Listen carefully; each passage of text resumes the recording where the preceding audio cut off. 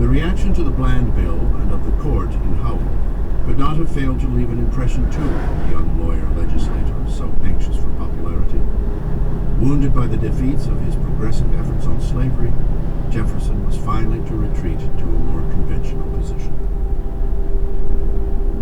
Jefferson sought refuge from the anxieties of the Shadwell fire, the toll of trial work and the capturing of runaways in a familiar pastime, flirting.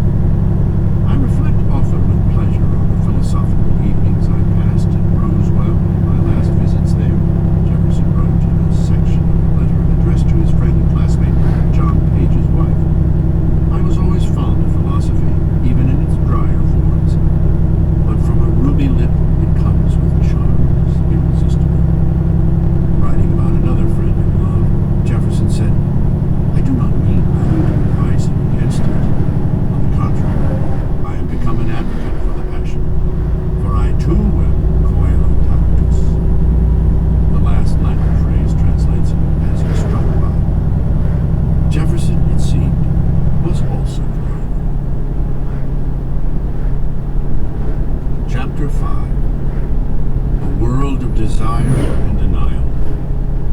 Harmony in the marriage state is the very first object to be aimed at. Thomas Jefferson. The woman in question was a rich widow, accomplished and intelligent, with what family tradition held to be a lithe and exquisitely formed figure.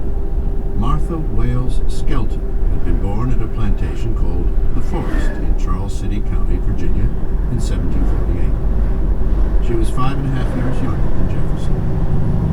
Known to intimates as Patty, she was beautiful, musical, and well-read, and Jefferson adored her. She was said to be striking to people.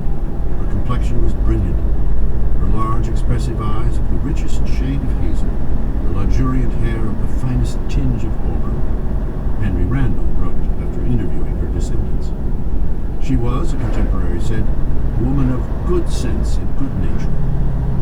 Patty and Thomas shared tastes in literature and in wide-ranging conversation. One kinsman thought the Jeffersons a couple well calculated and disposed to communicate knowledge and pleasure.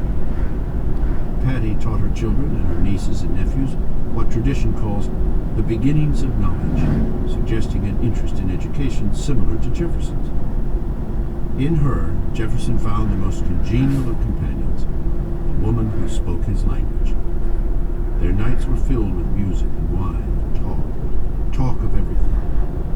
They seemed to have fully shared their lives with each other. He confided in her about politics. A granddaughter recalled Patty's passionate attachment to Jefferson and her exalted opinion of him. For his part, Jefferson's conduct as a husband had been admirable in its ensemble, charming in its detail. Patty once complained that some instance of Jefferson's generosity had gone unappreciated by its recipient. But it was always so with him, Mrs. Jefferson is said to have remarked. He is so good himself that he cannot understand how bad other people may be. Smart and strong-willed, Patty liked having her way. She was insistent on discipline,